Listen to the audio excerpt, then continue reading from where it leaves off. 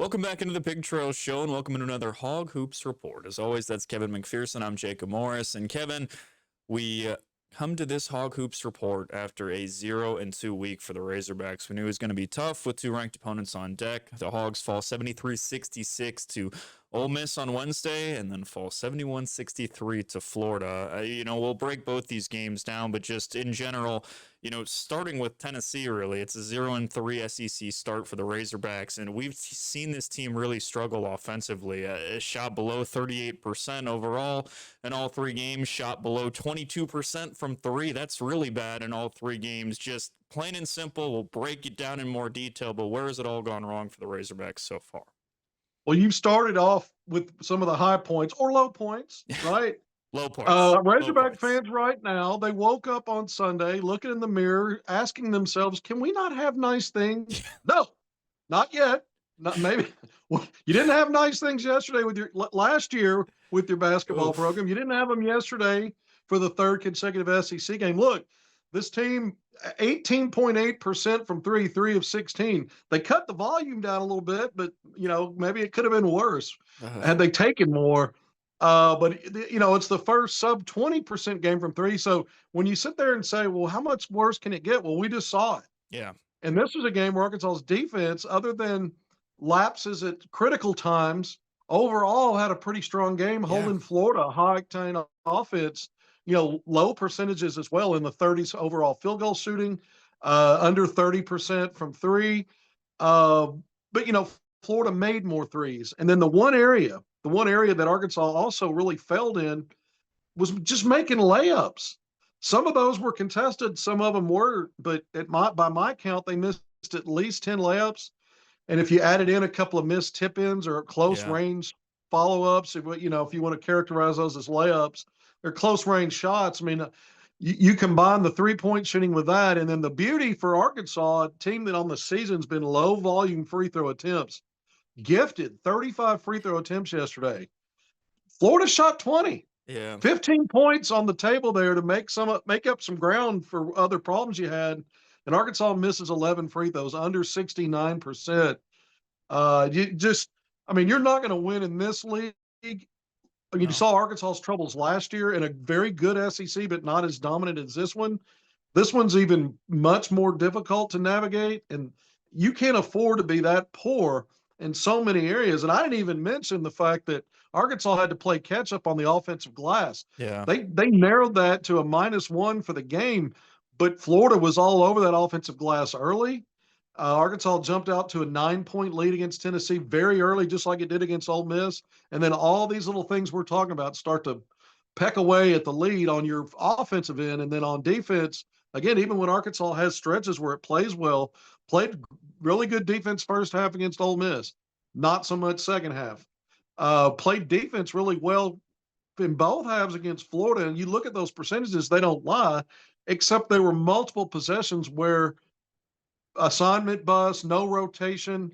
And so Florida got some easy scores. I don't remember Arkansas getting a single easy score.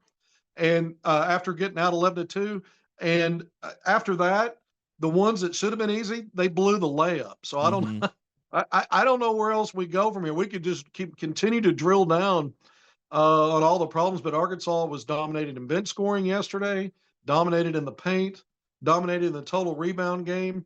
Arkansas kept it close in turnovers, was actually, but -2 in fast break. This was the strength of Arkansas's offense most of the season. 12 combined fast break points against Tennessee and Ole Miss, raised that up to 10, but Florida actually had two more there, 12.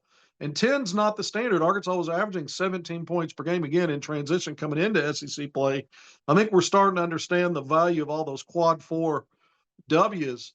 In terms of what statistically we might have thought this team was going to do, haven't been able to do in SEC play against better competition, comparable talent, better coaching than what they saw playing out of league. And this starts from the top down, Jacob. But you probably want to bring up more stuff, and I'm all over the map here. But I'll let you get back to it. But I want to finish my part by saying this starts from the top down. Yeah. Excuse me. Starts from the top down. No, Absolutely. I agree with you. And there were so many worrying things yesterday offensively, but I think you hit it really well in terms of what made it so disappointing is defensively, even in, the beat down to Tennessee didn't shoot particularly well, right? And Florida didn't Right. shoot well yesterday. Florida came in, top 5 in the country, averaging mid 80s per Yeah. game in terms of points. And, they had just, a week ago, sure, they lost to Kentucky, but they put up 102 points or something like that. So you turn Yeah. in a really good defensive effort, but to just be so lifeless offensively was just really disappointing. It didn't really look like they had a great offensive direction. And a couple, not to just keep saying everything's disappointing, but quite frankly, it is. There were a couple just disappointing aspects of that for me, Kevin. I don't know how you were, was you got a great crowd turnout. So early on, Arkansas goes up 11-2, and the place is juiced. It feels like what we know Bud Walton can be. I'm sitting there on the baseline looking around saying, man, this is loud. And they did that in a 3-minute and 10-second stretch. Then over the next 13 minutes, they scored 9 points, right? And yet still they're only down 3 at halftime. So and it's just disappointing to see where they're at offensively right now, especially with, we heard Cal and the staff, happy it seemed at times with the strides they'd taken shooting from behind the arc. And obviously that's fallen a little bit by the wayside here. I want to get your thoughts a little bit on Boogie Fland, just from the standpoint that you've been very clear. We've been very clear that, how he goes offensively is often how Arkansas is going to go offensively. And, we wondered how he might handle game pressure in the SEC, just a little bit of a step up in competition. And, so far he's 14 of 48 from the field, right? And so that's 29%. That's just the guy that's one of your leading scorers with a Due Thiero. That's not going to be good enough, especially when he's the guy that has the ball in his hands so often. Yeah, and so the numbers can be deceiving. Yeah. In this case, they're not. He is struggling. His assist numbers are fine relative to Arkansas's struggles on offense. He's Arkansas's best shot creator. Yeah. In fact, I would say the only Only competent one. shot creator when you start comparing him to top players in the league. Due Thiero is going to get his in a bully ball version of, I say it, he's 95% high octane, just grit, determination, a wrecking ball. Not a lot of finesse or skill in there. And so you're going to have your share of turnovers and maybe some stuff that didn't quite work out, but you'll take it. Hey, you'll take it on a team that's got Nelly Davis going 0 for now in 2 out of the 3 SEC games and has not lived up to go-to score guy. You got to have people checking those boxes. But back to Boogie Fland. Yesterday he hits a couple of late threes. One he banked in. Game was pretty much academic. So he finished 2 of 3 from 3. Didn't take a lot. He made all 5 of his free throws. We talked about the free throw woes, but he was 2 of 10 from 2. And what I'm seeing is because Arkansas doesn't have a lot of other options outside of him, teams are scouting that, they're scheming that, and they're game planning for him. And it's not like he's going to overpower anybody and have another gear he can go to with a physical part of his game to compensate maybe for not having a lot of space and daylight to get clean shots off. So you'll see some, he starts the game with a pull-up jumper, had a stretch there, but then he was forever only 6 points. I think 9 of his 15 points were late. And again, the 2-point shooting. So if that's your best shot creator and your best, it's nothing against him, but he doesn't have a lot around him to complement him. He doesn't have any shooters to defer to. So just about everything he's getting is off drives, or if he takes a three. But I think it's less about him and more about Arkansas's collective problems. This is a team with a lot of really interesting pieces of talent. They've got the pieces. It is not a team. You're seeing via Tennessee, via Ole Miss, then via Florida yesterday. Even when you're not shooting well, there are stretches of the games where they do get some easy scores just because by their design. Things will click here and there. Arkansas, I go back to it. Where were the easy scores after they led 11-2? I don't remember one. You said that took 3 minutes to take that lead. Yeah. That leaves 37 minutes of just disaster, really, on offense for the most part. There was probably 2 or 3 plays in the second half where DJ Wagner and Boogie Fland drove and were able to find Adu and once to Thiero for a layup or a dunk. But even those were uncontested. They were just Arkansas's best plays in a game where they didn't have many like that. Yeah. And I think to your point about, Boogie just being the only shot creator on this team, you're seeing just a real lack of consistency offensively. Obviously they're shooting poorly, but even from an individual standpoint, right? If you look at the 3 SEC games, against Tennessee, you have DJ Wagner be your leading scorer. He shoots 50%, has a nice game, really the only viable offensive option in that one. Then he's kind of disappeared in the last two games. Yesterday, you get a 4 of 5, kind of active Jonas Adu 11-point game against Florida. A couple of days earlier, you saw 17 minutes and 0 of 2 from the field from him, right? So his team, just consistency on an individual basis isn't there. We've hammered it a lot with John L. Davis just because, Nelly hasn't been perhaps what the fan base expected him to be, but that's really not a Nelly specific thing. It's a whole lot of offensive guys not showing up at a consistent level, kind of just like a Jekyll and Hyde. You never know what you're going to get from certain guys on this team right now. Yeah, and I always thought this pattern through non-conference and Nelly Davis really being more of a catch and shoot, low volume shot taker was going to be a problem because of the fact that Boogie Fland's really your only three-level shot creator. DJ Wagner has a nice little drive game, and if he's hitting some threes, he can give you double figures. But he's not an elite shot creator. I think Boogie Fland's the closest thing to it, and we thought that's what Nelly Davis would be. But Jacob, I don't think it was just the fan base that had those expectations. I mean, this guy was on watch list for National Player of the Year, preseason All SEC, and he's not in that conversation. The guard yesterday from Florida Atlantic, Elijah Martin, averaging 16 points per game, and in an ugly game shooting wise, he was 4 of 7 from 3. Yeah, and it seemed like he always hit a big one when Arkansas was trying to get closer and make a run. It seems like he would knock down a three. I think Walter Clayton Jr. hit one late after that DJ Wagner dunk, cut it to 3. Clayton, who had a really off shooting night, not his best game. That's what great players do. Even on their off nights, they make big plays. And he hit a 3. But, this is the thing that's hurting Arkansas. In some of these games, it's lack of free throw shooting, not getting enough attempts. Yesterday, they got plenty, missed 11. Can't shoot the 3 now. And what is the 3-point shot? You can be doing other things poorly, but if you can knock down some threes in combination, you can get back into a game or keep your lead. Or, if you get your lead cut to 3, just like Clayton did on an off night, he hits a 3, and now you've doubled that back up. Yeah. Arkansas can't. I mean, you made 3 threes yesterday. 2 of those were when the game was basically decided when Boogie Fland hit both of his late.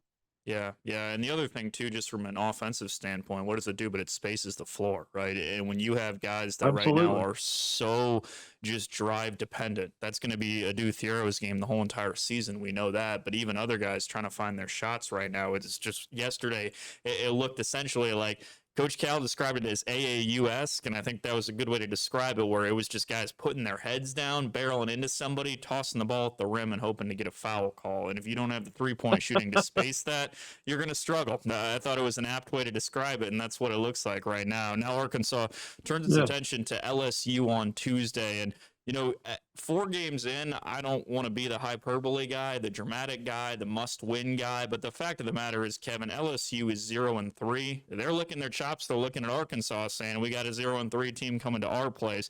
But this is a game Arkansas needs to win, and you need to see Arkansas take a step forward, because how many times do we have to say it?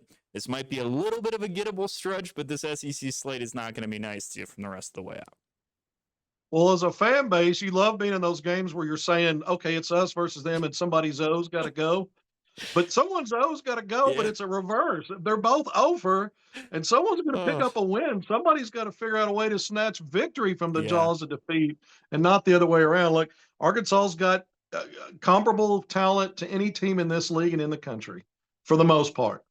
LSU doesn't, but it's a home game for LSU. You're in that must-win territory because after that you go to Missouri, who I think's put a better team than LSU. Yeah. And you've proven you can't even win at home in league play. So what makes you think? So you probably need to split one of these games to have some realistic course for making to finishing out, to get into the mid stretch and down the stretch with a chance to at that point, you're probably not competing for a league title, but at least you're maybe hanging in there to be on the bubble and figure out a way to get on the right side of the bubble.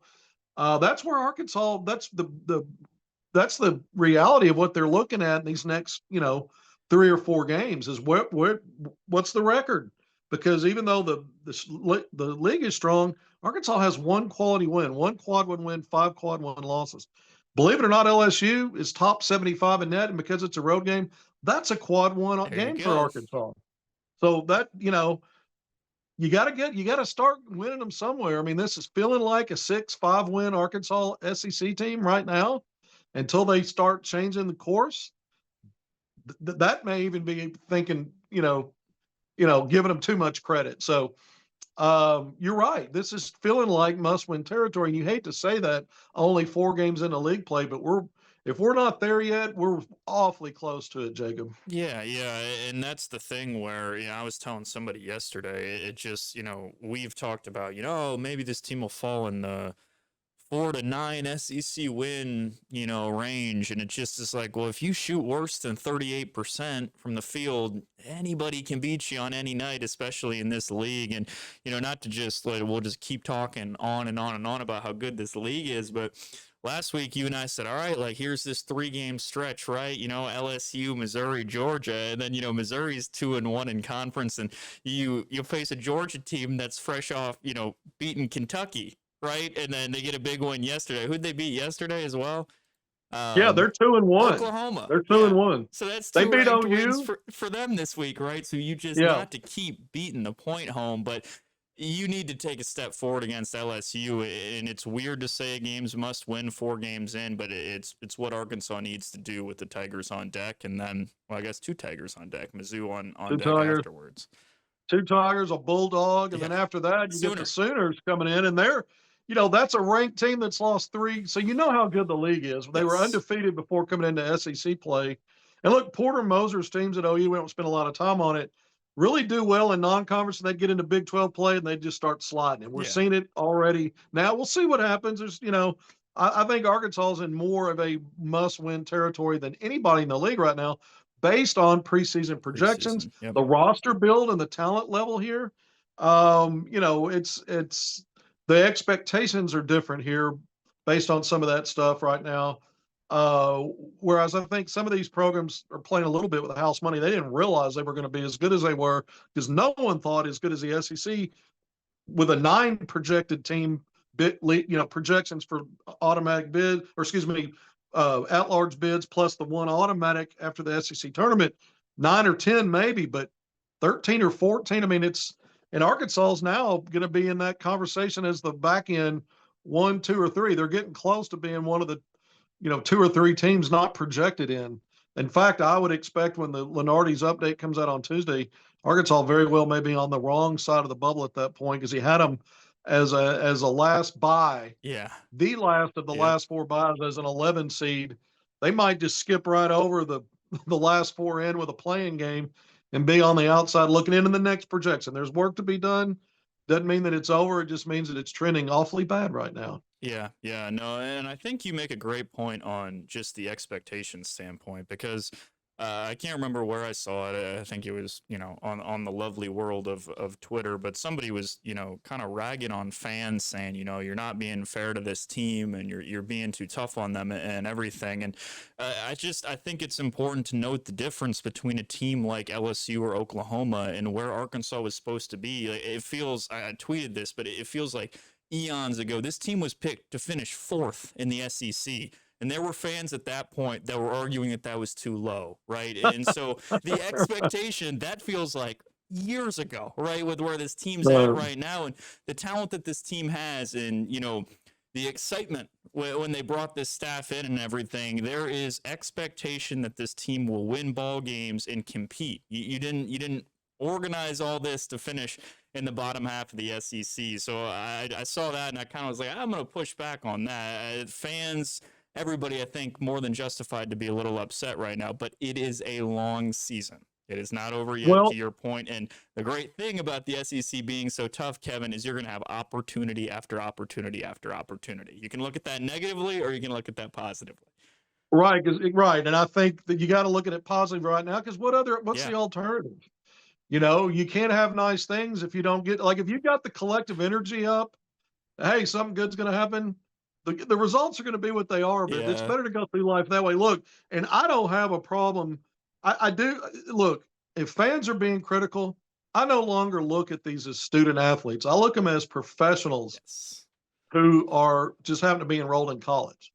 There are NBA players that in their off time are enrolled in some course to complete their degree or whatever.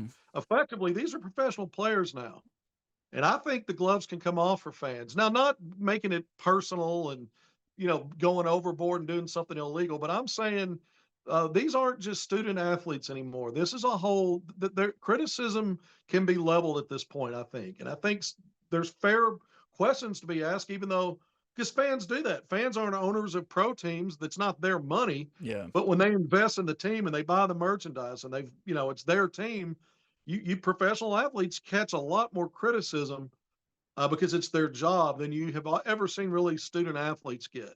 Yeah. There's been kind of a line not to cross there. And Hmm.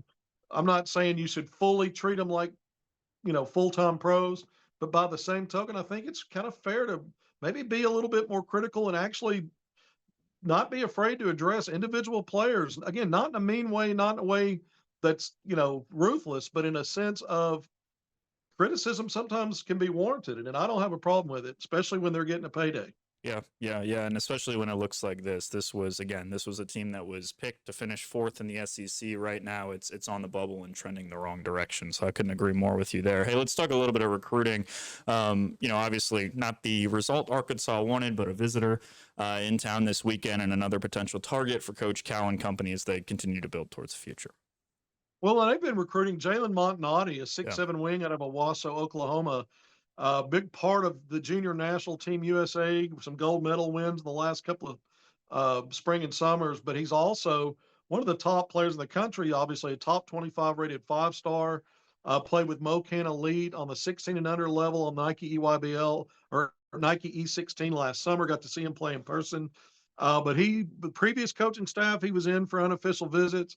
He was in yesterday for the Arkansas Florida game. So, great crowd, great atmosphere, except for whenever it gets quiet when Arkansas's not in the lead or close enough.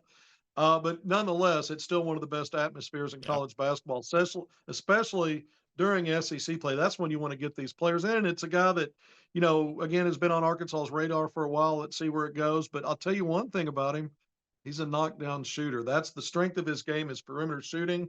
It's not all he is, but man. Could he play right now, Kevin? Could they get him in? Could they put him on the Jalen wing there? Montanati could have. Well, they went 3 of 16 as a team. He could have easily gone 4 of 10 yesterday, in the just catch and shoot if you could get him the ball with a little space. But I mean, yeah, they could have used him yesterday. Yeah. Well, regardless, another potential target for Arkansas there, and just an interesting when you kind of think about where this team will shape up next year. That's what's intriguing. Where this obviously season's not over. There's a lot left to put together, but it is interesting to forecast what the team will look like next year, just in terms of the backcourt pieces they already have and where they're looking. It's a team that's going to be stocked full of talent. It just there are a few holes that Arkansas still needs to fill as they obviously look towards 2025, which is a ways away. Yeah, I think Calipari really needs to consider expanding his roster from 9 to 11 Yeah. at minimum, with guys that he could put in there and roll with, because we know they have more than 9 guys, but they're effectively walk-on value. So I think he needs to do more there. Now, how you spread the NIL money around and how you still maintain getting top level players, but Arkansas's got other problems right now that, as we can see, aside from the level of talent. Yeah. It's adjusting to a world where maybe the SEC is not going to let go of the mantle of being the top league in college basketball, because they've been that for a long time in football and baseball. Mm-hmm. And it's such a competitive league. Once people push their chips in any sport and you get to a certain level, you really don't want to let go of that and back down from it. You just kind of keep fueling it. So Arkansas has got to do more than just recruit. They got to figure out a formula in this program with this coaching staff of delivering W's in this league. Yeah. New age for sure in the SEC in 2025 in college basketball. Doesn't look like it's going to slow down much. LSU, Missouri on the docket for Arkansas. We'll see how the Razorbacks fare with the two Tigers as we look forward to talking to you next week. But that's going to do it for this week's Hog Hoops Report. That's Kevin McPherson. I'm Jacob Morris. We'll talk to you next Sunday. Until then, more Pig Trail Show after the break.